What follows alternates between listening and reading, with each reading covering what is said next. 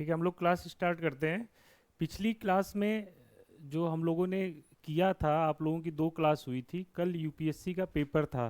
कुछ उसमें से आप लोगों का क्वेश्चन डायरेक्ट आया या नहीं आया? यदि आपने देखा होगा, स्टार वाला क्वेश्चन देखा होगा, ज्योग्राफी में का एक क्वेश्चन था स्टार फॉर्मेशन का। जिनने भी थोड़ा सा ध्यान से पढ़ा मतलब क्लास को देखा होगा, वो लोग टिक करके सही क्वेश्चन आए होंगे, एज इट इज आया था। आप लोग देखिएगा दूसरी क्लास में जो है हम लोगों ने जो किया था, तो एक आज पिछले मतलब जो कल पेपर हुआ यूपीएससी का, उसमें आपका क्वेश्चन आया था कि जो जायंट स्टार होते हैं वो स्मॉल स्टार से अधिक उनकी लाइफ होती है। एक स्टेटमेंट यह था। दूसरा स्टेटमेंट था कि जो न्यूक्लियर रिएक्शन का रेट होता है वो मैसिव स्टार में या जायंट स्टार में अधिक होता है। ये दो स्टेटमेंट आए हुए थे। तो आई होप आप लोगों ने इसको सही कर दिया होगा। तो नहीं सही किया होगा तो थोड़ा सा क्लास को जाके पीछे देखिएगा। आज हम लोग ज्योग्राफी में जो है बहुत इम्पॉर्टेंट टॉपिक है, ओरिजिन ऑफ अर्थ।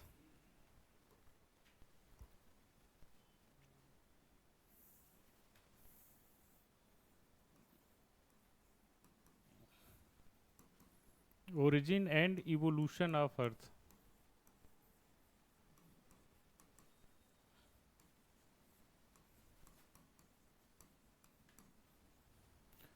यानी पृथ्वी की उत्पत्ति, इसके बारे में जो आपके कुछ सिद्धांत हैं, प्रिंसिपल हैं, हाइपोथेसिस है, इनके बारे में डिस्कस करेंगे। यह टॉपिक से क्वेश्चन आपके स्टेट पीसीएस वगैरह में आते हैं और मेंस के जो एग्ज़ाम आप देंगे वहाँ पर यहाँ से क्वेश्चन आपसे पूछा जा सकता है। दूसरी बात यह है कि यह टॉपिक यानी evolution and origin of earth जो है आपका, यहीं से ज्योग्राफी एक तरह से जो कोर ज्योग्राफी है वह यहाँ से स्टार्ट होती है। तो इसको हम लोग जो है ध्यान से समझेंगे।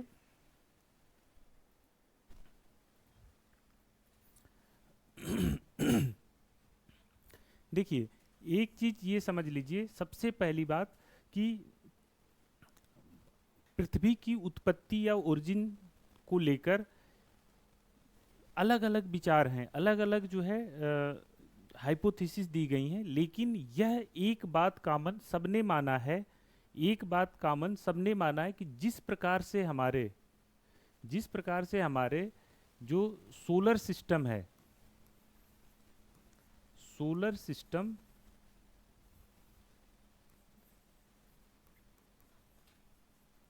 जिस प्रकार से सोलर सिस्टम की ओरिजिन हुई है, ठीक, उसी प्रकार से हमारे अर्थ की भी ओरिजिन हुई है।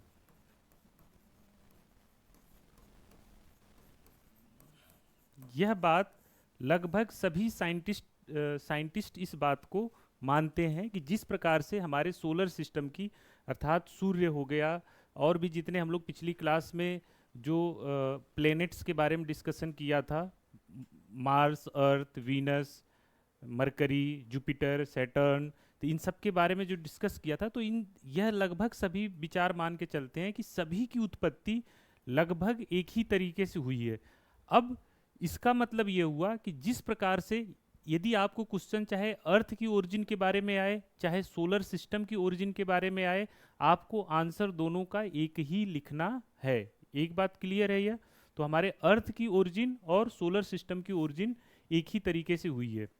अब इसको लेके बहुत समय से अलग अलग हाइपोथेसिस चलती रही। कुछ हाइपोथेसिस जो है आपकी रिलीजियस हाइपोथेसिस थी, धार्मिक धार्मिक प्रकृति की थी, तो उनसे हमें कुछ लेना देना नहीं है।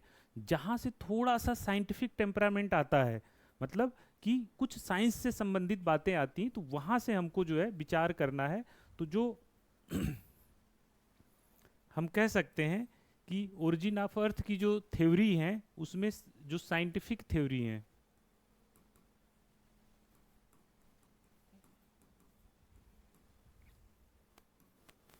ठीक, साइंटिफिक थ्योरी या हाइपोथेसिस है, उसमें जो है दो विचार आते हैं कि हमारे जो है हमारे हमारे जो सोलर सिस्टम हमारा है उसकी उत्पत्ति या तो किसी एक पदार्थ से हुई है, किसी एक एक मैटर से हुई है, या फिर एक से अधिक मैटर से हुई है।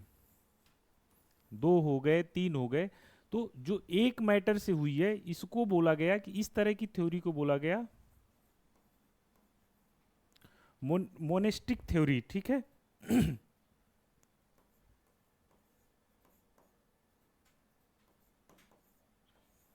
मोनेस्टिक थ्योरी आपकी मोनेस्टिक थ्योरी या मोनेस्टिक कॉन्सेप्ट। ठीक, इसी को बोलते हैं हिंदी में जो है अद्वैतवाद।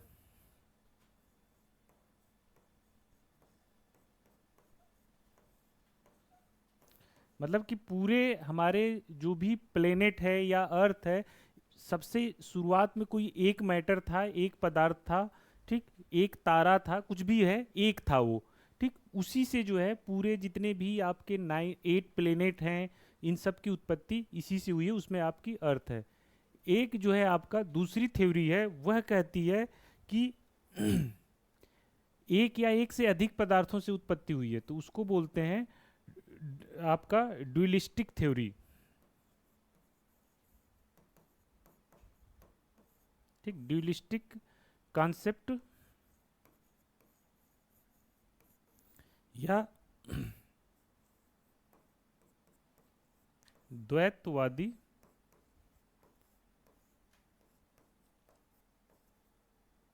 सिद्धांत। अब देखिए, जो ये आपकी मोनेस्टिक थ्योरी है, इसमें जो कुछ नाम है उनको देख लीजिए, लिख लीजिए यहाँ पर पहले। इसमें आपको क्वेश्चंस जो है दो तरीके से यहाँ पर पूछे जाएंगे।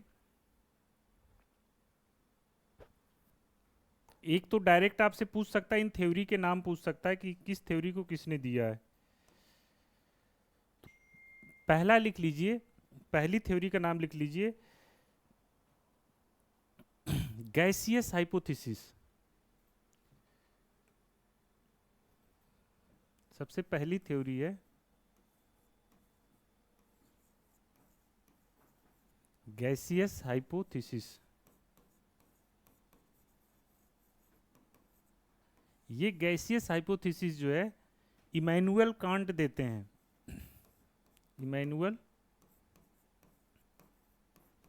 इमैनुअल कांट हैं, इन्होंने जो है ये थ्योरी दी है।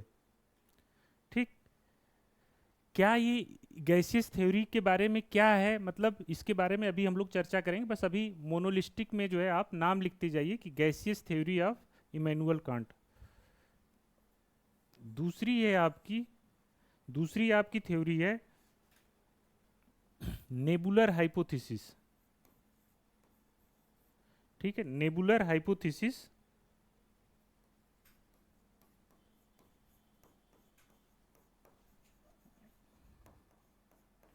ये जो है आपका इसको दिया है लाप्लास ने दिया है।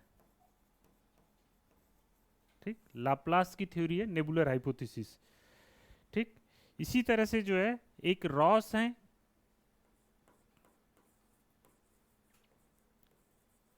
है, इन्होंने नेबुलर हाइपोथेसिस में थोड़ा बहुत संशोधन करके बताया है, तो ये रॉस की थ्योरी है। फिर इसके बाद जो है आपकी बिग बैंग थ्योरी है, जिसके बारे में आप लोग पढ़ चुके हैं। बिग बैंग थ्योरी है। ठीक, यह जो है सभी जो है आप देखेंगे इन थ्योरी को जब आप पढ़ेंगे तो इसमें शुरुआत में यह माना जाएगा कोई एक पदार्थ था, जैसे गैसियस में माना जाएगा कि गैसों का एक बादल था, गैसों का एक पिंड था, जिसमें आगे कुछ परिवर्तन हुए। ठीक, इसी तरह से नेबुलर हाइपोथेसिस में कि नेबुला थी। ठीक, नेबुला और गैसियस ये दोनों एक ही तरह की हैं, तो ये नेबुला थी, एक कोई ये इस तरह का जो है मटेरियल था, बादल था, इसी से जो है आपकी चीज़ें आगे बढ़ती हैं।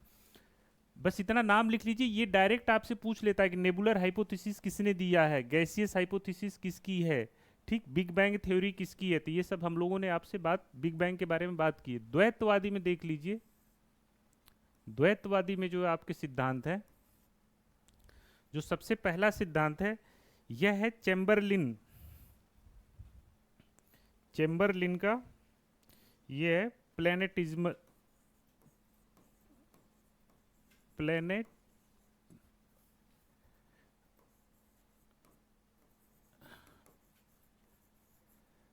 प्लेनेटेसिमल थ्योरी, ठीक, या इसी को जो है हिंदी में बोलते हैं ग्रहाणु, ठीक। ये जो थ्योरी दी थी चैम्बरलिन ने दी थी, ये थ्योरी प्लेनेटेसिमल की जो है चैम्बरलिन, ठीक, चैम्बरलिन की प्लेनेटेसिमल थ्योरी है। इसमें जो है ये माना जाता है कि इसमें जो है एक से अधिक जो है कुछ पिंड थे जिनसे जो है, तारे कह लीजिए, कुछ भी कह लीजिए, दो पदार्थ है जिनसे जो है इसकी उत्पत्ति होती है। तो यह हम आगे पढ़ेंगे क्या है प्लेनेटेसिमल थ्योरी। नेक्स्ट है जो है आपकी, नेक्स्ट आप देख लीजिए टाइडल थ्योरी। टाइडल थ्योरी, ठीक, यानी कि ज्वारीय सिद्धांत, ठीक। यह जो है आपको जेम्स एंड जेफरी, जेम्स ने सबसे पहले दी थी, फिर जेफरी ने इसमें जो है थोड़ा सा संशोधन किया था, ठीक। तो जेम्स एंड जेफरी ने जो है टाइडल थ्योरी के बारे में बात की थी, ठीक। इसके अलावा जो है आपका एक और हैं आपके, इनके नाम आपको याद होना चाहिए, इसलिए मैं इसको एक जगह पर लिख रहा हूं आप लोगों के लिए।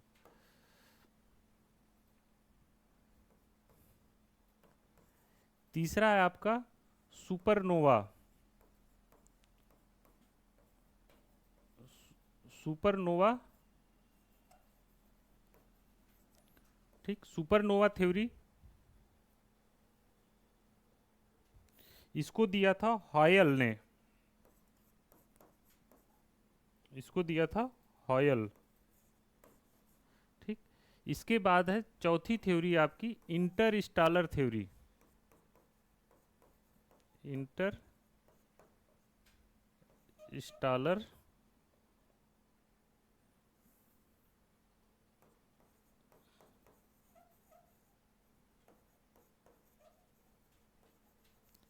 ठीक, इंटरस्टेलर थ्योरी, इसको दिया था ऑटो स्मिड ने,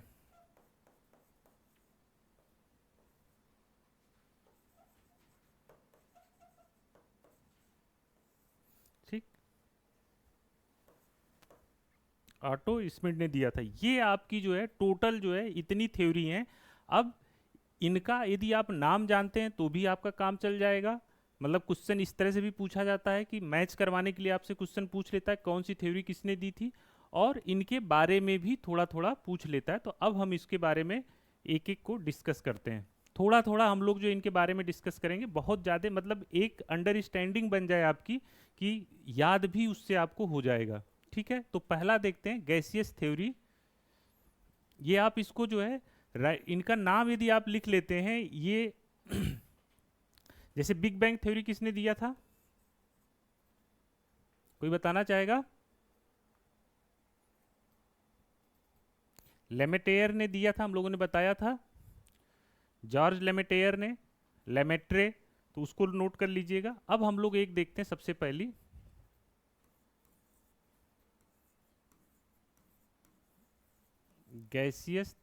गैसियस हाइपोथेसिस।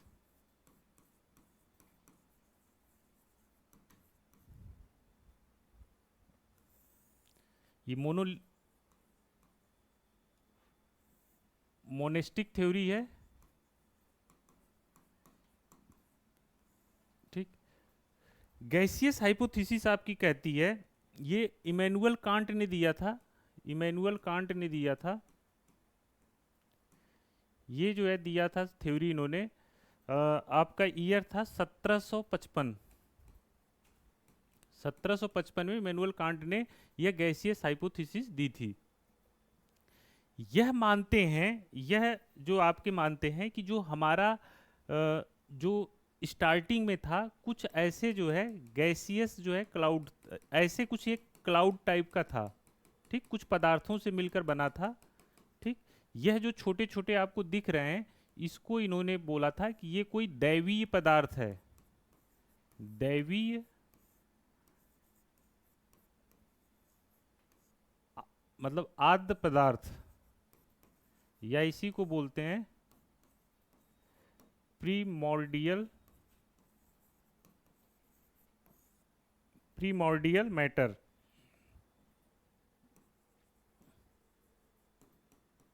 यह कहते हैं कि कुछ इस तरह का एक जो है प्रीमॉर्डियल मैटर से इस तरह का एक जो है गैसियस, मतलब एक जो है कुछ बादल क्लाउड टाइप का था। यह क्लाउड जो ये गैसियस प्रीमॉर्डियल मैटर था, यह जो ये बने थे प्रीमॉर्डियल मैटर, यह क्या थे?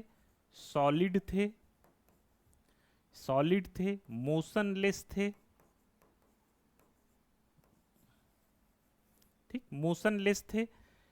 अब यह कहते हैं कौन? Immanuel Kant. देखिए इमैनुअल कांट जो है अपने समय के सबसे विद्वान व्यक्ति थे। यह जो है फिलॉसफी में, साइंस में, ठीक, कोई भी ऐसा एरिया नहीं है जहां पर आप इमैनुअल कांट के बारे में नहीं पढ़ते होंगे। तो यह जो मतलब ब्रह्मांड की उत्पत्ति या हमारे पृथ्वी की उत्पत्ति या सोलर सिस्टम की उत्पत्ति, इसके बारे में भी ये चर्चा करते हैं। तो यह कहते हैं कि स्टार्ट में जो है ये सॉलिड मोशनलेस मैटर से यह जो एक क्लाउड टाइप का स्थिति बनी थी। यह कहते हैं कि चूंकि ये सॉलिड पार्टिकल थे, इनका कुछ जो है क्या था, कुछ वेट भी रहा होगा, कुछ भार भी रहा होगा, तो इनके बीच जो है गुरुत्वाकर्षण आया। ठीक, इनके बीच जो है गुरुत्वाकर्षण आया। ठीक, न्यूटन के गुरुत्वाकर्षण की बात करते हैं। तो गुरुत्वाकर्षण की वजह से यह जो है क्या होंगे, आपस में टकराएंगे। ठीक, आपस में ये छोटे छोटे जो सॉलिड पदार्थ हैं ये आपस में टकराएंगे। आपस में जब टकराएंगे तो इससे क्या होगी, टकराने से इसमें हीट, उष्मा जनरेट होगी।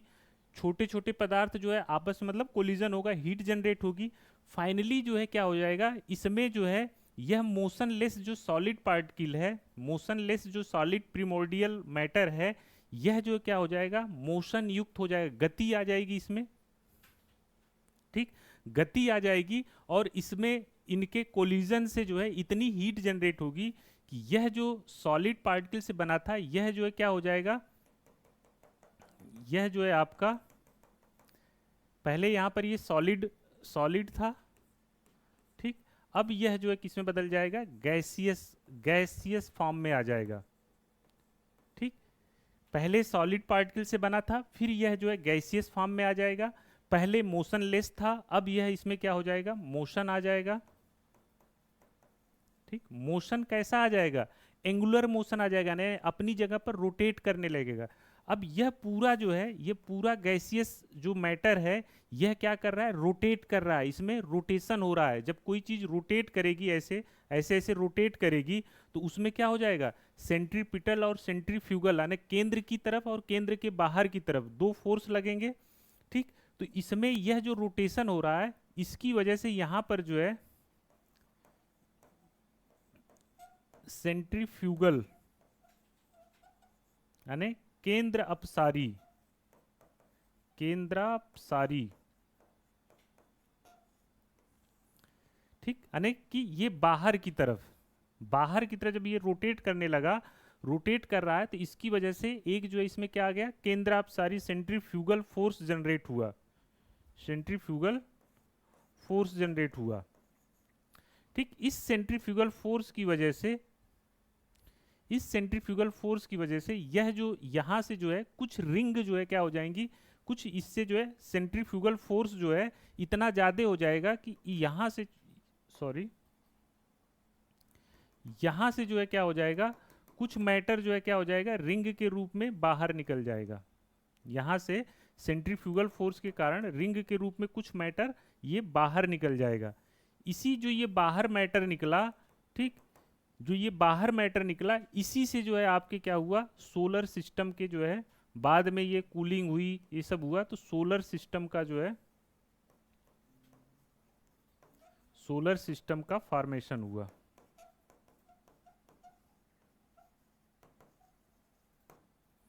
क्लियर है, मतलब कुल मिला के यदि इस थ्योरी को आप देखेंगे तो इन्होंने ग्रेविटेशनल फोर्स की बात की। ठीक, ग्रेविटेशनल फोर्स मतलब यहाँ पर बताया कि ग्रेविटेशनल फोर्स हुआ, फिर सेंट्रीपिटल फोर्स हुआ, सेंट्रीफ्यूगल फोर्स हुआ। ठीक, इन सब के मतलब एक तरह से साइंस कुछ कुछ दिख रही है आपको, तो इनसे जो है ये कुल मिला के सोलर सिस्टम के फॉर्मेशन की बात करते हैं। तो इस थ्योरी की, इमैनुअल कांट की थ्योरी, स्टार्टिंग में इसको खूब मान्यता मिली, लेकिन बाद में ये धीरे धीरे देखा गया कि यह थ्योरी क्या है, कुल मिला के गलत है। ठीक, ये जो मोशन, ये जो फोर्स की बात करते हैं, ये जो इतना मतलब पहले बताते हैं कि मोशनलेस है, फिर इसमें मोशन आ जाता है, जैसे जैसे इसका आकार बढ़ता जाता है, इसका रोटेशन और बढ़ता जाता है, तो यह सब बातें उनकी गलत सिद्ध हो जाती हैं। ठीक, तो यह जो है, लेकिन चूंकि स्टार्टिंग थ्योरी थी इसलिए इसका अपनी इंपॉर्टेंस है। मैं बहुत डिटेल में नहीं जा रहा हूं, नहीं तो डिटेल में जाऊंगा तो फिर वो जो है आपकी क्लास ज्योग्राफी की हो जाएगी। यह इतना आप याद रखते हैं कि भैया गैसियस हाइपोथेसिस इमैनुअल कांट ने दी थी, इसके डिटेलिंग आपसे नहीं पूछा जाएगा। कुछ इस तरह से इन्होंने फॉर्मेशन बता दिया था। अब इसके बाद जो दूसरी थ्योरी आती है लाप्लास की, नेबुलर थ्योरी, नेबुलर हाइपोथेसिस।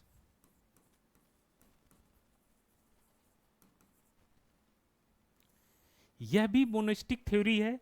जो नेबुलर हाइपोथेसिस है यह भी मोनेस्टिक थ्योरी है। यह जो है 1796 में जो है नेबुलर हाइपोथेसिस लाप्लास देते हैं। ठीक, यह थ्योरी और कांट की थ्योरी में बहुत ज़्यादा अंतर नहीं है। कांट के ऊपर जो जो प्रश्न उठाया गया था उसी को इन्होंने संशोधित करके थ्योरी, जैसे कांट से कहा गया कि भाई, कांट ने कहा कि जो प्रीमोर्डियल मैटर था, जो सबसे प्रारंभिक मैटर था, वह सॉलिड था, मोशनलेस था। कांट ने सबसे पहले यह अपने थ्योरी में कहा। तो उस पर प्रश्न उठाया गया कि मोशनलेस यदि जो पार्टिकल है उसमें ग्रेविटेशनल फोर्स के कारण यह मोशन नहीं आ सकता, उसमें रोटेशन वगैरह ये सब जो आया वह नहीं आ सकता। ठीक, फिर शुरू में कांट ने कहा था, जो ये कांट की थ्योरी है, यहां पर ये कहा था कि ये क्या है, ये मतलब जो है मोशनलेस है, कोल्ड है, मतलब यह जो इसमें कोई हीट नहीं है। तो जब कोई हीट नहीं है, कोल्ड है, मोशनलेस है, तो उससे जो है यह जो यहाँ से सॉलिड वाला, सॉलिड पार्टिकल का गैसियस फॉर्म में बदलना, यह थोड़ा सा असंभव था। इसको जो है एंगुलर मोशन मोमेंटम मिल जाना, यह भी असंभव था। तो इन्हीं सब जो गैसियस हाइपोथेसिस में जो प्रॉब्लम आई, तो ये जो नेबुलर हाइपोथेसिस थी लैप्लास की, ठीक, बस इन्होंने कुछ नहीं किया, जहां जहां आपत्ति आई थी उसको हटा दिया। इन्होंने कहा कि स्टार्ट में जो है, सबसे स्टार्टिंग में यह एक नेबुला थी, स्टार्टिंग में एक नेबुला थी। ठीक, यह नेबुला जो क्या थी, नेबुला में ये जो है क्या था, बहुत, यह नेबुला थी। यह नेबुला कैसी थी, गैसियस थी। सॉलिड वाला पार्ट ही हटा दिया। यह नेबुला क्या थी, गैसियस थी। यहाँ जो ये गैसियस नेबुला थी, इसमें जो ये पार्टिकल्स थे जो गैसियस, ये जो भी जिससे भी बनी थी, वह क्या थे, मोशन, मतलब मोशन में थे, यानी मोशन कर रहे थे, गति कर रहे थे किसी, और क्या थे, यह जो है गर्म, मतलब ये जो मतलब हॉट थी, यानी हॉट गैसियस नेबुला थी जो कि मोशन युक्त थी। तो कांट में जो प्रॉब्लम थी उसको इन्होंने स्टार्टिंग में ही उसको क्या कर दिया, खत्म कर दिया। मतलब बताया कि भैया गैस थी, हॉट थी, मोशन युक्त थी।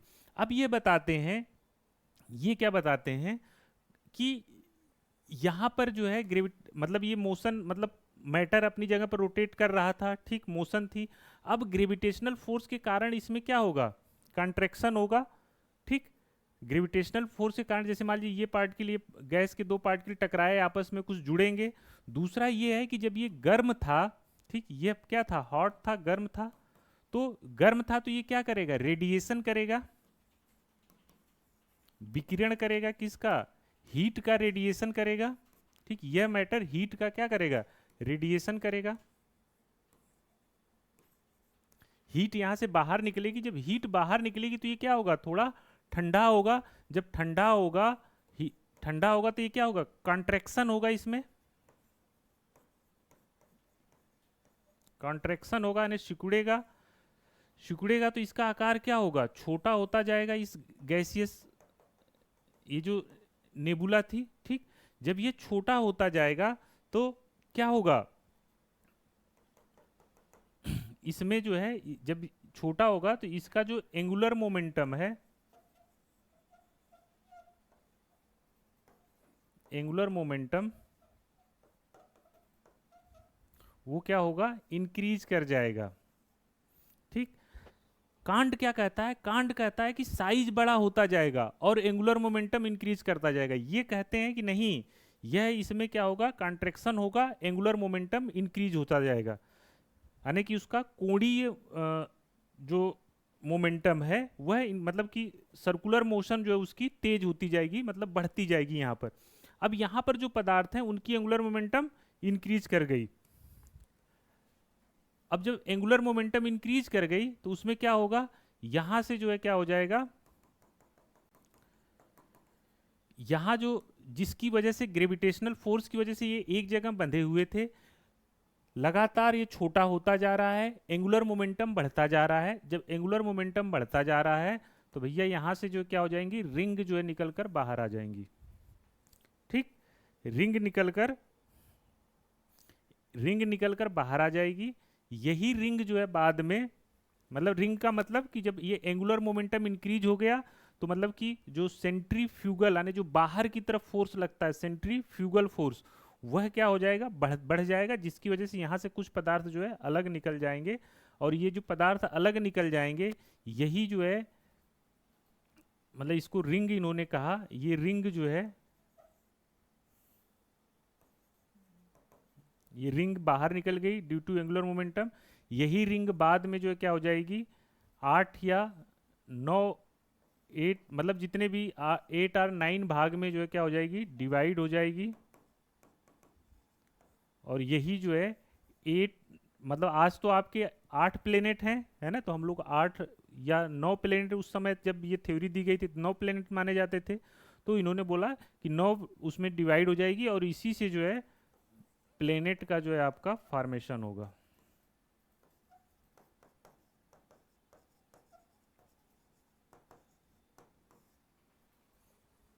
इन शार्ट में आपको ये समझना है कि शुरू में लाप्लास कहते हैं कि यह जो हमारा एक नेबुला थी, जो हॉट मतलब गैसियस पदार्थ से बनी हुई थी, जो कि यहाँ पर जो पार्टिकल थे वह आपस वो क्या कर रहे थे, रोटेशन कर रहे थे।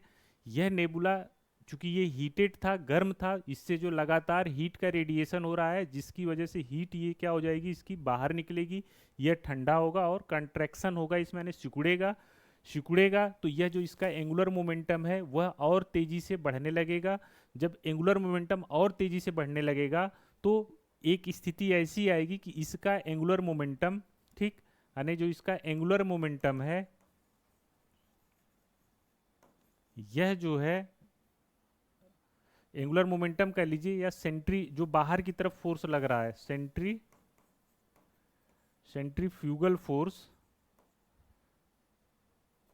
ठीक, सेंट्रीफ्यूगल फोर्स ये अधिक हो जाएगा किससे, ग्रेविटेशनल फोर्स से। ठीक। यानी जो केंद्रापसारी बल है वह गुरुत्वाकर्षण बल से अधिक हो जाएगा, जिसके कारण यहाँ पर एक जो है रिंग बाहर निकल जाएगी। यही रिंग बाद में सॉलिड होके, ठंडी होके, सॉलिड होके अलग अलग जो है किसमें पार्ट में डिवाइड हो जाएगी, जिससे विभिन्न प्रकार के ग्रहों का आपका निर्माण होगा। तो यह जो है आपकी लाप्लास की थ्योरी है। अब इसके बाद जो है ये दो थ्योरी आपकी मोनोलिस्टिक में जो है लिखने के लिए भी आ जाता है, तो ये दो थ्योरी आप लिख देते हैं और ये सब थोड़ा बहुत बता देते हैं तो मोर देन सफिशियंट है, इससे ज़्यादा आपको जानने की ज़रूरत नहीं है। नेक्स्ट थ्योरी आपकी है, आई होप ये समझ में आ गया होगा, आप लोगों को दिक्कत नहीं हो रहेगी। आप जाके थोड़ा सा बुक्स वगैरह मतलब जैसे एनसीईआरटी आप जब थोड़ा सा देखेंगे तो आपको एकदम क्लियर हो जाएगा, कोई प्रॉब्लम नहीं होगी। ठीक है। अब इसमें ज़्यादा यदि आपको समझाया जाने लगा तो ये फिर ज्योग्राफी हो जाए, मतलब ज्योग्राफी ऑप्शनल का मैटर हो जाएगा। ठीक है, तो उतना नहीं जाना है हमें। नेक्स्ट है आपका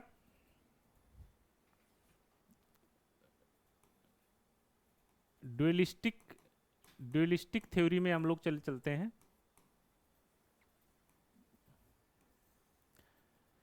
इसमें जो सबसे इंपॉर्टेंट पहली थ्योरी है, यह है आपकी प्लैनेटेजिमल थ्योरी।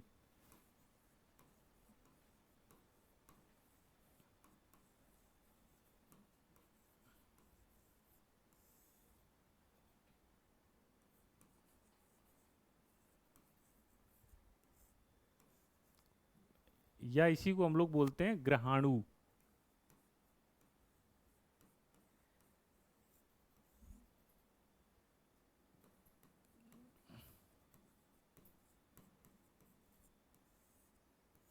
यह जो है इस थ्योरी को दिया था चैम्बरलिन ने दिया था, ठीक है।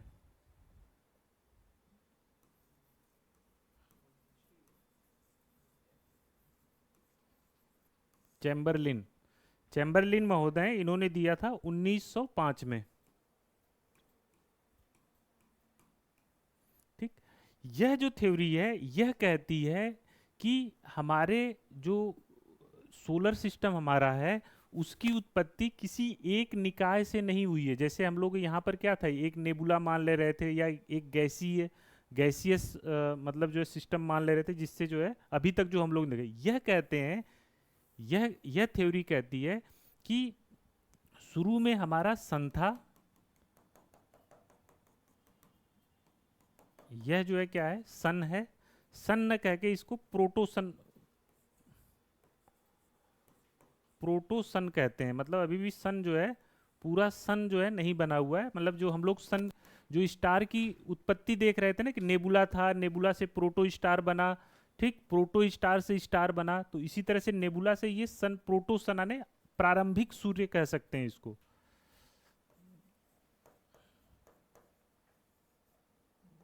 प्रारंभिक सूर्य था, ठीक। ये प्रोटोसन था। प्रोटोसन का एक जो है साथी तारा था, एक और इसका जो है क्या था, कंपेनियन स्टार था। कुछ ऐसे बना लीजिए, साथी तारा, या कह लीजिए कंपेनियन स्टार।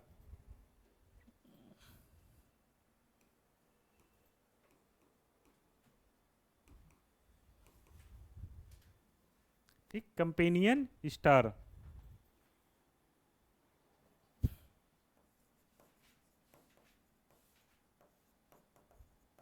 ठीक। यह कहते हैं कि प्रोटो स्टार था, साथ में एक जो इसका एक साथी तारा था। यह साथी तारा जो है, जब जो है यह साथी तारा जो है ये अपना जो है अपने एक पाथ में जो है मोशन कर रहा था, ठीक, कहीं दूर से आ रहा था ऐसे। जब यह साथी तारा जो है, इसको थोड़ा सा ऊपर कर लेते हैं, देखिए यह थ्योरी कहती है शुरू में यह सन था, प्रोटो स्टार, प्रोटो सन था, उसके साथ में एक साथी तारा था। जब यह साथी तारा, ठीक, यहां से गुजरा, कहां से, सूर्य के पास से, जब यह कंपेनियन स्टार सूर्य के पास से कहीं यहाँ से इधर से आ रहा था, ऐसे ऐसे ऐसे जा रहा था, ठीक, ऐसे ही निकल जाएगा। तो यह कंपेनियन स्टार जब जैसे जैसे सूर्य के पास आया, तो यहाँ पर जो है इसके ग्रेविटेशनल फोर्स के कारण, इसके गुरुत्वाकर्षण के कारण यहाँ से कुछ मैटर जो है क्या हुआ, बाहर निकल गया। ये जो प्रोटोसन था, यह जो है प्रोटोसन था, इससे कुछ कुछ पदार्थ जो है क्या हो गया, ये बाहर निकल गया। और ये जो कंपेनियन स्टार था ये क्या हो गया, आगे निकल गया, ठीक। अब यह पहले तो इससे, इसके ग्रेविटेशनल फोर्स के कारण से यहाँ से, मतलब ऐसे ऐसे बना लीजिए, कुछ पदार्थ जो इससे बाहर निकलेगा, कहाँ से, प्रोटोसन से बाहर निकला और इसके आकर्षण में इसकी तरफ आया। लेकिन चूंकि बाद में यह क्या हुआ, इससे दूर चला गया, तो दूर चला गया तो बाद में कौन बचा यहाँ पर, ये जो रिमेनिंग पार्ट था, ये जो है आपका सन बनता है, सूर्य बनता है ये वाला। और यह जो रिमेनिंग पार्ट था इसी को इन्होंने बोला प्लेनेटिज्मल।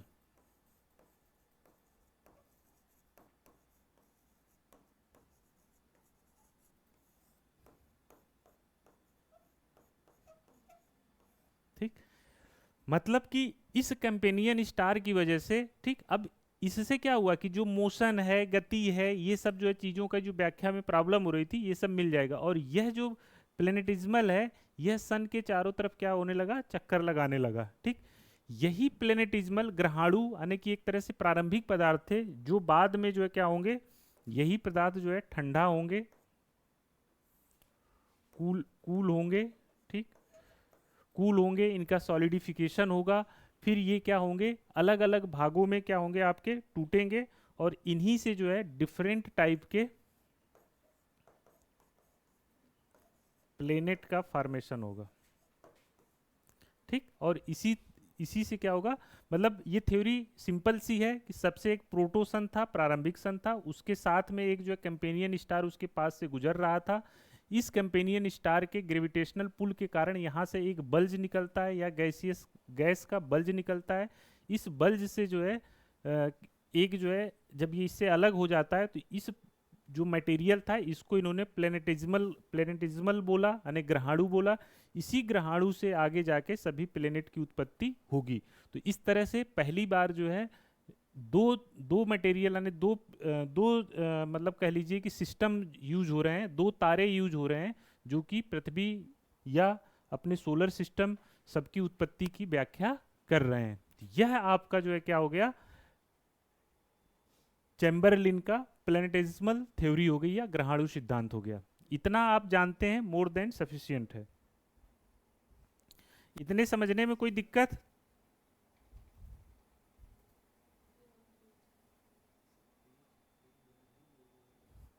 ठीक है।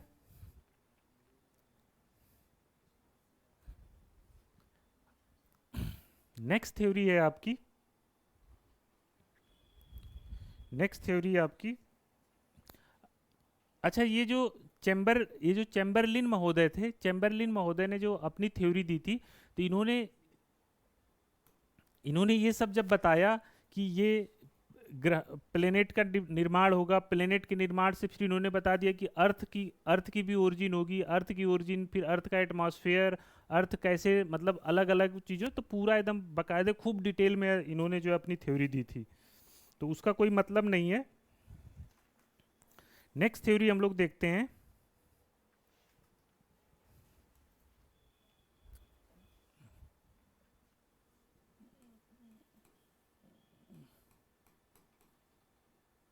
Tidal theory. ठीक, टाइडल थ्योरी, यह टाइडल थ्योरी जो है आपकी 1919 में आती है। ठीक, ये इसको देते हैं, जेम्स देते हैं। ठीक, बाद में जो है लगभग 1929 में जो है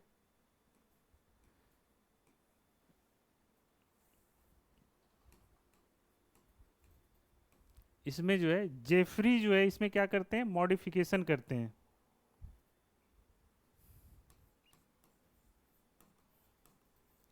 जेफरी इसमें मॉडिफिकेशन करते हैं टाइडल थ्योरी में, तो इसलिए इसको टाइडल थ्योरी को जेम्स एंड जेफरीज की थ्योरी के नाम से, है ना, दोनों के नाम से पूछा जाता है। तो tidal theory James and Jeffrey, कोई भी जेम्स आ जाए तो भी सही है, जेफरी आ जाए तो भी सही है, यह थ्योरी आपकी आ जाएगी। यह थ्योरी भी जो है, जो चैम्बरलिन की थ्योरी है उससे जो है आपकी मिलती जुलती थ्योरी है। यह भी कहते हैं कि शुरू में जो है आपका एक स्टार था, ठीक, जिसको प्रिमिटिव सन ये नाम देते हैं, इसका नाम देते हैं कि प्रिमिटिव सन था, यानी प्रारंभिक सन। ठीक, इस प्रारंभिक सन के जो है पास से एक तारा गुजरता है, इस सन के पास से एक तारा गुजरता है,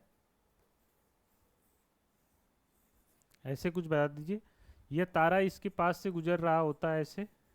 ठीक, इस तारा को जो है, इस तारे को ये बोलते हैं इंट्रूडिंग स्टार, इंट्रूड कर रहा है,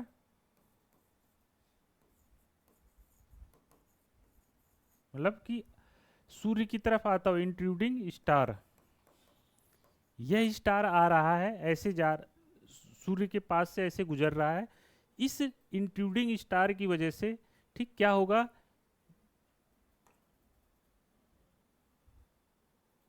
इस इंट्रूडिंग स्टार की वजह से, ठीक, ये कहते हैं कि देखिए ये एक प्रिमिटिव सन है, इसके लिए ये कह देते हैं कि यह जो सन है यह क्या था, यह जो है मोशनलेस था, ये भी मोशनलेस बता देते हैं कि मोशनलेस था। ठीक, स्टेशनरी था। यह तारा यहाँ से गुजरता है, इसकी वजह से इसमें क्या होता है, जब यहाँ से गुजरता है तो इसके आकर्षण की वजह से यहाँ पर एक बल्ज का फॉर्मेशन होता है। कहाँ पर, इस जगह पर ये बल्ज का जो है फॉर्मेशन होगा। किस वजह से ये बल्ज का फॉर्मेशन होगा? Due to tidal force. यह जो गुजर रहा है इसके वजह से, इसके आकर्षण की वजह से यहाँ पर एक तरह से टाइड का फॉर्मेशन यानी ज्वार का फॉर्मेशन हो रहा है। क्यों हो रहा है? क्योंकि ग्रेविटेशनल फोर्स की वजह से, यानी यह आकर्षण जो ये स्टार है इसके आकर्षण कहते हैं, यह जो है टाइडल फोर्स के कारण से आकर्षण पैदा होता है। और यह टाइड जो है, टाइडल फोर्स इतना अधिक हो जाता है जब ये स्टार इसके पास आता है कि यह जो है क्या हो जाता है, इससे जो है एक फिलामेंट के रूप में, एक फिलामेंट के रूप में अलग हो जाता है। एक जो है फिलामेंट के रूप में, ठीक, फिलामेंट के रूप में अलग हो जाता है। और यह जो है आपका कंपेनियन स्टार या इंट्रूडिंग स्टार है, यह जो है अपना धीरे धीरे आगे निकल जाता है। और बचा क्या रह गया? यह वाला जो पोर्शन था, यानी कि यह जो आपका प्रिमिटिव सन था, यह बचा रह गया। और बचा रह गया आपका यह फिलामेंट। चूंकि यह वाला स्टार जो है बहुत आगे दूर निकल गया, ठीक, तो यह जो है फिलामेंट इसके ग्रेविट यानी जो टाइडल फोर्स था, ज्वारी शक्ति, उससे बाहर निकल गया। अब यह फिलामेंट जो है क्या हो गया, इसके चारों तरफ चक्कर लगाने लगा। इसी फिलामेंट से जो है भविष्य में जो है आपके ये सूर्य तो ये वाला सूर्य हो गया जो प्रिमिटिव सन था, इससे जो है अलग अलग जो है आपके साइज के स्टार जो है आपके बनते चले गए। ठीक, तो यह डिस्क शेप में जो ये फिलामेंट था, तो यह जो है क्या बना, बाद में इसके सॉलिडिफिकेशन से अलग अलग जो है स्टार बने। यहाँ पर देखिए फिलामेंट है, यहाँ पर चौड़ी है, तो यहाँ से जो जो ये वाला जो पोर्शन है, तो इससे जो है आपका जुपिटर का फॉर्मेशन होगा। इधर जो है देखिए छोटा है, मतलब पतली है, तो यहाँ पे जो है जो प्लेनेट बनेगा वो छोटा बनेगा, तो यहाँ पर मरकरी का फॉर्मेशन। यह इस तरह से पूरा फॉर्मेशन बता देता है। सिर्फ जो है इसका मतलब हुआ कि जैसे जैसे यहाँ से इधर जाएंगे तो जो भी प्लेनेट बनेंगे उनका साइज बढ़ता जाएगा, फिर बाद में धीरे धीरे घटता जाएगा। तो मोर आर लेस जो है यह पूरा जो है हमारा जो सोलर सिस्टम है कुछ इसी तरह से बना हुआ आपको दिखाई देगा। बस केवल जो है अर्थ और मार्स का जो सिस्टम है, यानी अर्थ का साइज बड़ा है, मार्स जो है उससे छोटा है, बस वहीं पर थोड़ा सा ये सिस्टम डिस्टर्ब होता है, अदरवाइज ये जो है लगभग सही है। तो यह जो है आपकी थ्योरी किसने दी थी? Tidal theory, James M Jeffrey ने।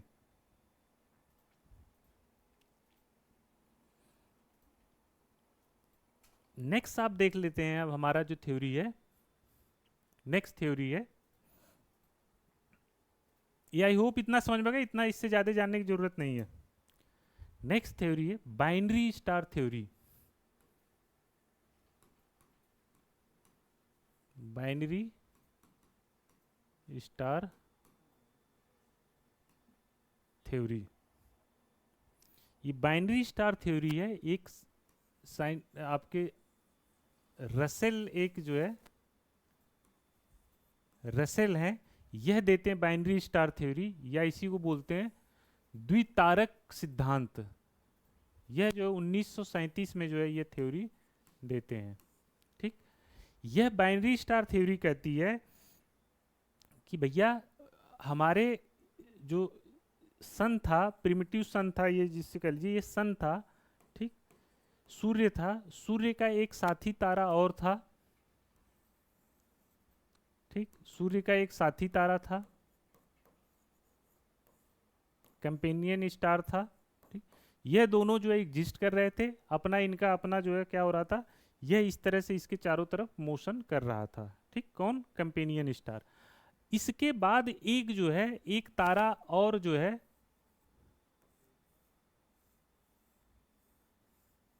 ठीक, कुछ ऐसे बना लीजिए थोड़ा सा अलग दिखाई दे।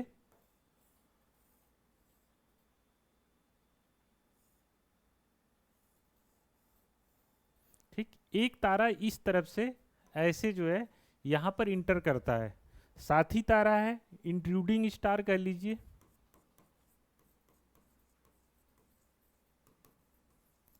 देखिए यह मतलब क्या हो गया, यह हो गया आपका कि दो तारे नहीं, मतलब एक तो सूर्य है ही है, साथ ही साथ दो तारे और हैं, मतलब आप देखेंगे आपको तीन चीजें आपको यहाँ पे एग्जिस्ट करती हैं। तो यह कहते हैं इंट्रूडिंग स्टार जो है यहाँ पर इंटर करता है।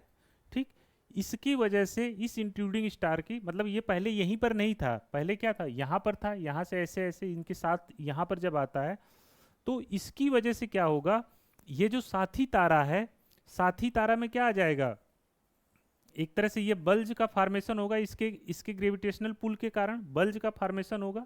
इस बल्ज से फिर क्या होगा, यह बल्ज जो है एक फिलामेंट के रूप में धीरे धीरे बाहर आ जाएगा, डिस्क शेप में, सिगार शेप में, ठीक, या फिलामेंट कह लीजिए। इसी फिलामेंट से जो है आपके सभी प्लेनेट का फॉर्मेशन हुआ है और उसी में आपकी अर्थ भी है। इनके साथ प्रॉब्लम यह थी, इनके साथ प्रॉब्लम यह थी, सन तो इन्होंने पहले से ले रखा था, सूर्य पहले से है, इस इससे एक इन्होंने फिलामेंट निकलवा लिया, मटेरियल निकलवा लिया, ठीक, जिससे जो है बाद में प्लेनेट आदि की उत्पत्ति हो गई। लेकिन यह जो शेष बचा, यह जो शेष बचा तारा, इसका क्या हुआ, इसके बारे में यह थ्योरी नहीं बताती है। ठीक, ध्यान रखिएगा कि ये साथी तारे का जो ये पूरा साथी तारा फिलामेंट बन गया होता मान लीजिए तो अलग बात है, लेकिन ये बताते हैं कि नहीं, इसमें से कुछ पदार्थ निकल के प्लेनेट का फॉर्मेशन हुआ। शेष जो शेष इसका बचा वो कहाँ गया उसके बारे में यह नहीं बताते, तो ये इस थ्योरी की सबसे बड़ी कमी है। तो यह आपकी बाइनरी स्टार थ्योरी है जिसको रसल ने दिया था। इसके बाद जो आपकी आती है,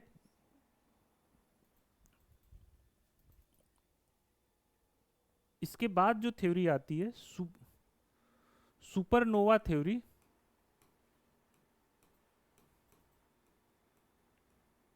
सुपरनोवा थ्योरी, सुपरनोवा हाइपोथेसिस या थ्योरी कह लीजिए, हाइपोथेसिस, इसको कौन देता है, होयल महोदय देते हैं।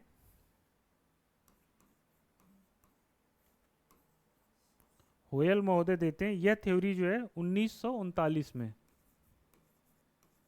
ठीक, 1939 में होयल महोदय देते हैं। होयल एंड लिटन भी एक नाम इनके साथ जुड़ा है, लिटन। होयल एंड लिटन ने जो है ये थ्योरी 1939 में दी थी। बस इसमें जो रसेल की बाइनरी थ्योरी है उसमें और इसमें अंतर क्या है, यह भी कहते हैं कि सन है, यहां पर एक सन है, इसका एक साथी तारा है, साथी तारा या कंपेनियन स्टार है, ठीक, और एक तारा जो है, एक तारा और है जिसका नाम ये जो है, मतलब इतना ये देखिए कि ये बस इतना रखिए कि सन है और एक कंपेनियन स्टार है। यह कहते हैं कि ये जो कंपेनियन स्टार है, इस कंपेनियन स्टार में क्या है, देखिए स्टार होते हैं तो हम लोग जानते हैं वहां पर न्यूक्लियर रिएक्शन होती है, न्यूक्लियर रिएक्शन होती है, ठीक। तो यह तारा जो ये साथी तारा था, यह न्यूक्लियर रिएक्शन इसमें चल रही होती है और इसकी धीरे धीरे जो है क्या होती है, जो ईंधन है यानी हाइड्रोजन है वह क्या हो जाता है, खत्म हो जाता है। जब खत्म हो जाता है तो जब खत्म हो जाएगा तो इसके बाद ये क्या होगा, जब ईंधन खत्म हो जाएगा तो इसमें जो है क्या हो जाएगा, जो स्टार फॉर्मेशन में हम लोगों ने देखा था कि स्टार है, स्टार का जब ईंधन खत्म होगा तो रेड ड्वार्फ में बदलेगा, रेड ड्वार्फ से उसमें नोवा या सुपरनोवा विस्फोट होगा। तो यह कहते हैं जब इसका ईंधन खत्म हो जाता है तो इस स्टार में जो क्या होता है, सुपरनोवा, मतलब एक तरह से सुपरनोवा जो है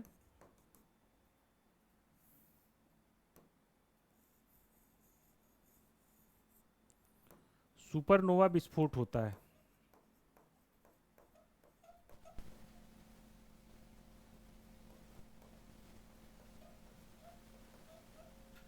ठीक, सुपरनोवा विस्फोट होता है। जब ये सुपरनोवा विस्फोट होता है तो इससे जो मटेरियल निकलता है, इस सुपरनोवा विस्फोट के बाद, ठीक, ईंधन खत्म हो गया, सुपरनोवा विस्फोट के बाद जो मटेरियल निकलता है उसी से जो है,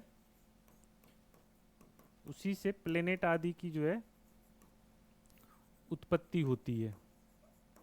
ठीक, तो यह भी देखिए इसमें भी जो है एक से अधिक तारे आप जो है यूज हो रहे हैं। ठीक है, तो यह जो है आपका सुपरनोवा हाइपोथेसिस है, होयल एंड लिटन ने जो है इसको दिया था। नेक्स्ट आपकी हाइपोथेसिस है इंटरस्टेलर, नेक्स्ट हाइपोथेसिस है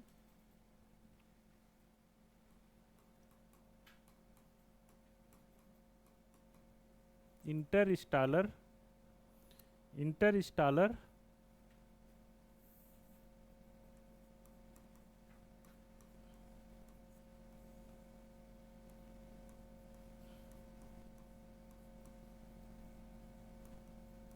इंटरस्टेलर हाइपोथेसिस, इसको जो है ऑटो स्मिड ने दिया था, ठीक है।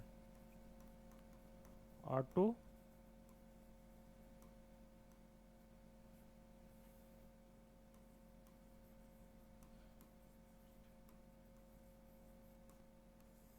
ऑटो स्मिड ने दिया था। यह जो है 1943 में 1943 में ऑटो स्मिड ने दिया था। इसको बोलते हैं अंतर तारक,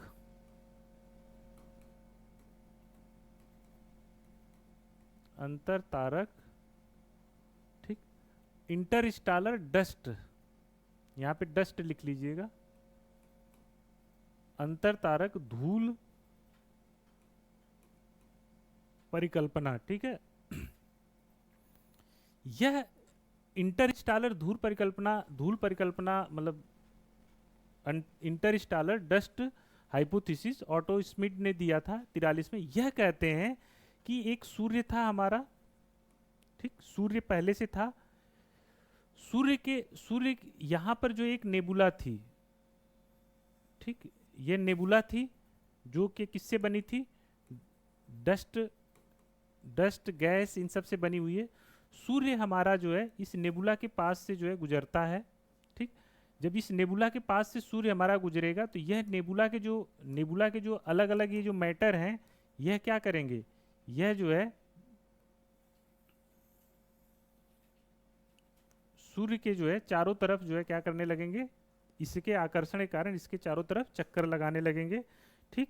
अंततः एक स्थिति ऐसी आएगी कि यह जो है सूर्य हमारा बीच में चला जाएगा और इसके ये चारों तरफ ये नेबुला ये जो है ये है, यहाँ पर ये सब मैटर आपस में जो है ये इसके चारों तरफ चक्कर लगाएंगे, इनका एग्रीगेशन होगा, इकट्ठा होंगे, ठीक, इकट्ठा होंगे और धीरे धीरे सारे हमारे प्लेनेट का फॉर्मेशन होगा। ये सूर्य हो जाएगा, इस यहाँ पर बहुत सारे ग्रह बन जाएंगे, ठीक है। तो ये इस तरह से ये थ्योरी इंटरस्टेलर हाइपोथेसिस या डस्ट हाइपोथेसिस आगे बढ़ती है। देखिए इनमें जो ये थ्योरी है सिर्फ यहाँ पर आपको बताने का उद्देश्य है कि इनका नाम आप जान जाएं, थोड़ा बहुत उनके बारे में आप जो है लिख सकें, इससे ज़्यादा आपको इसकी ज़रूरत नहीं है, ठीक। तो यह ओवरऑल जो है आपकी जितने भी हाइपोथेसिस हैं यह आती हैं। और जो सबसे इंपॉर्टेंट हाइपोथेसिस है वह आपकी कौन सी है? Big bang theory. Big bang theory यह हम लोग आपको पहली क्लास में बता चुके हैं। बिग बैंग थ्योरी मतलब कि सबसे साइंटिफिक थ्योरी है जो हमारे ब्रह्मांड की ओरिजिन की बात करती है। तो इसमें हम लोगों ने बताया था कि पहले एक सिंगुलर पॉइंट था, सिंगुलरिटी थी। इस सिंगुलरिटी की डेंसिटी आदि जो है आज से कितने समय पहले बताया था? 13.7 बिलियन ईयर एगो, ठीक। यह सिंगुलर पॉइंट था जिसकी जो है क्या थी? डेंसिटी, टेम्परेचर, मास, यह सब क्या था? यह सभी जो है क्या थे? इनफाइनाइट थे, ठीक। चूंकि इतनी ज्यादा हीट थी इसके बाद इसमें क्या होता है? इस पॉइंट को क्या बोला गया था? सिंगुलरिटी बोला गया था, ठीक। इस सिंगुलरिटी में जो है विस्फोट होता है, विस्फोट हो जाता है। विस्फोट होने के बाद जो है ये लगातार इसमें एक्सपेंशन होता रहता है। इस विस्फोट के यहाँ तक जो है ना तो कोई स्पेस था ना तो टाइम था, ये सब बातें हम लोग कर चुके हैं। विस्फोट होता है, समय के साथ जो है विभिन्न प्रकार के जो है मैटर्स का फॉर्मेशन होता है, इलेक्ट्रॉन, प्रोटॉन, न्यूट्रॉन का फॉर्मेशन होता है, फिर एलिमेंट्स आपके हाइड्रोजन वगैरह इस तरह से बनेंगे। और यह जो है क्या करेंगे? वर्तमान जो स्थिति है बहुत सारे जो है मतलब नेबुला का फॉर्मेशन होगा पहले, उस नेबुला से जो है फिर क्या होगे? बहुत सारे जो है गैलेक्सी का फॉर्मेशन होगा, स्टार का फॉर्मेशन होगा, फिर स्टार की डेथ होगी। स्टार की जब डेथ होगी तो उससे बहुत सारे जो है प्लैनेटेजिमल मतलब आपके जो है मटेरियल निकलेंगे। उन्हीं मटेरियल के इकट्ठा होने से आपके प्लेनेट आदि का फॉर्मेशन होगा, जिसके बारे में हम लोगों ने डिटेल में बात की है। तो ये बिग बैंग थ्योरी जो है आपके ओरिजिन मतलब किसी भी मतलब यूनिवर्स के किसी भी एलिमेंट की व्याख्या करने के लिए यह बिग बैंग थ्योरी आपकी सबसे इंपॉर्टेंट और फाइनल थ्योरी जो आज तक मानी जाती है वह है। तो यह ओवरऑल जो है पृथ्वी की उत्पत्ति के बारे में पूछे, चाहे आपके प्लेनेट की उत्पत्ति के बारे में पूछे, आपको लिखना यही सब थ्योरी है। तो नेक्स्ट जो आपकी क्लास होगी वह होगी आपकी अब चूंकि हम लोगों ने पृथ्वी पर एक तरह से इंटर कर गए हैं, तो अब हम लोग नेक्स्ट क्लास में जो है पृथ्वी की आंतरिक संरचना यानी इंटीरियर ऑफ अर्थ के बारे में हम लोग डिस्कस करेंगे। ठीक है, तो आज के लिए इतना ही। कोई डाउट हो, देखिए क्लास में कभी कभी आपको ये पता नहीं चलेगा कि ये जो हम पढ़ रहे हैं इम्पॉर्टेंट है कि नहीं है, क्या है। अब इसका आप एग्जाम्पल बहुत सिंपल सा देख सकते हैं, जो पिछली क्लास हम लोगों ने की थी, यानी कि सेकंड क्लास की थी, जिसमें हम लोगों ने स्टार के बारे में बात की थी। अब वहाँ से डायरेक्ट आपको यूपीएससी में क्वेश्चन आया हुआ है, ठीक है ना, यूपीएससी में डायरेक्ट क्वेश्चन आया हुआ और वो डायरेक्ट हम लोगों ने क्लास में डिस्कस किया था। तो यह जो है आप निश्चिंत रहिए इस बात को लेकर कि जो क्लास में पढ़ाया जाएगा वह क्वेश्चन आपको एग्जाम में आएगा। जितनी आपको ज़रूरत है उतना ही बताया जाएगा, बहुत ज़्यादा एक्स्ट्रा जानने की मतलब, जैसे ये थ्योरी है ना, अब इस थ्योरी में मतलब एक एक थ्योरी पर एक एक दिन क्लास चल सकती है, लेकिन वह आपकी ज़रूरत का नहीं होगा। ठीक है, तो आज के लिए इतना ही। Thank you.